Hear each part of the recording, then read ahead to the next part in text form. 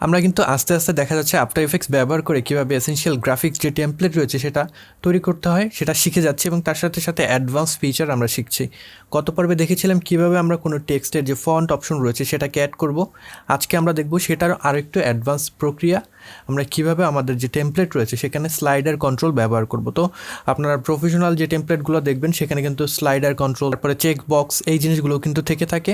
তো আমরা slider control কীভাবে ব্যবহার করি সেটা দেখব। তো সেটা আমরা অ্যাপ্লাই করব। আমরা ব্যাকগ্রাউন্ড সাইজ যে অপশনটা ছিল, আমরা যে নিচে রেক্ট্যাঙ্গেল রয়েছে সেটার যে সাইজ বাড়ানো কমানোর জন্য এই অপশনটা ব্যবহার করছিলাম, সেটাকে আমরা রিপ্লেস করবো এবার স্লাইডার দিয়ে রিপ্লেস করার জন্য আমাদের যেটা করতে হবে, আমাদের ইফেক্টস অ্যান্ড প্রিসেট প্যানেলে যেতে হবে। না থেকে থাকলে আপনার উইন্ডোজে যাবেন, ইফেক্টস অ্যান্ড প্রিসেট এই প্যানেলে যাবেন, এখানে জাস্ট সার্চ করবেন স্লাইডার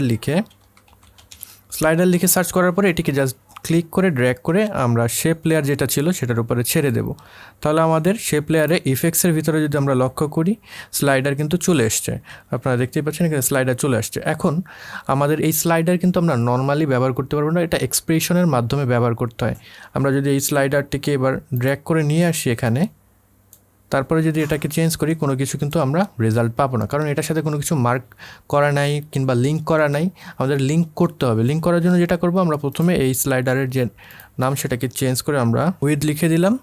এবার যেটা করব, আমাদের যে অ্যাকচুয়াল শেপ লেয়ার ছিল সেটার ভিতরে আমাদের কন্টেন্টের ভিতরে চলে যাব। কন্টেন্টের ভিতরে আমাদের রেক্ট্যাঙ্গেলের যে প্রপার্টিস রয়েছে, এখানে স্কেলের ভ্যালুটা আমরা মূলত চেঞ্জ করে এটার যে বাড়ানো কমানো সেই চেঞ্জগুলো করছিলাম। তো এটাকে আমরা পুরোটাকে 100 করে দিলাম, এই পাশেও আমরা 100 করে দিই। তো এখন যেটা করতে হবে, স্কেলের যে স্টপ ওয়াচ রয়েছে এখানে অল্ট প্রেস করে যদি ক্লিক করি, এখানে আমাদের একটা এক্সপ্রেশন চলে আসবে, একটা বিল্ট ইন এক্সপ্রেশন এখানে চলে আসবে।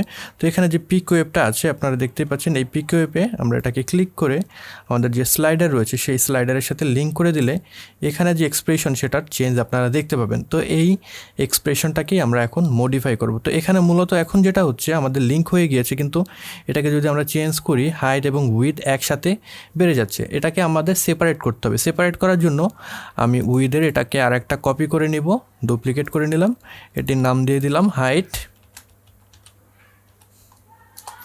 তো এখন হাইট এবং উইথ এই দুটাকে আমার এক্সপ্রেশনে লিখতে হবে। লেখার জন্য যেটা করব, এখানে বিল্ট ইন আমাকে আফটার এফেক্ট একটা এক্সপ্রেশন দিয়েছি, সেটাকে মডিফাই করব। আমাদের এই টেমটাকে আমি এক্স দিলাম, এক্স দিয়ে মূলত আমি বোঝাচ্ছি আমাদের যে উইথ রয়েছে সেটাকে, এবং এই সেম জিনিসটাই আমি কপি করব অ্যাগেইন। আমরা জাস্ট একটু মডিফাই করে নিলাম, আপনারা আমার এই সেম জিনিসটাই কপি করতে পারেন। আমি এখানে এটাকে দিয়ে দেবো ওয়াই, এবং ওয়াইয়ের এই জায়গায় এটা চলে আসবে হাইট,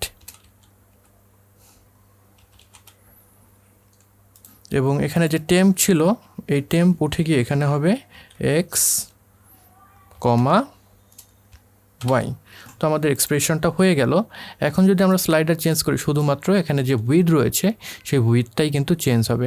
তো এখানে আমাদের 100% মানে এই পর্যন্ত হচ্ছে, এর বেশি হচ্ছে না। তো আমরা এডিট রেঞ্জে গিয়ে এখানে যে ভ্যালু সেটাকে যদি 200 করে দিই, সেক্ষেত্রে আমরা এটার যে চেঞ্জ সেটা আরও অনেক বেশি করতে পারবো।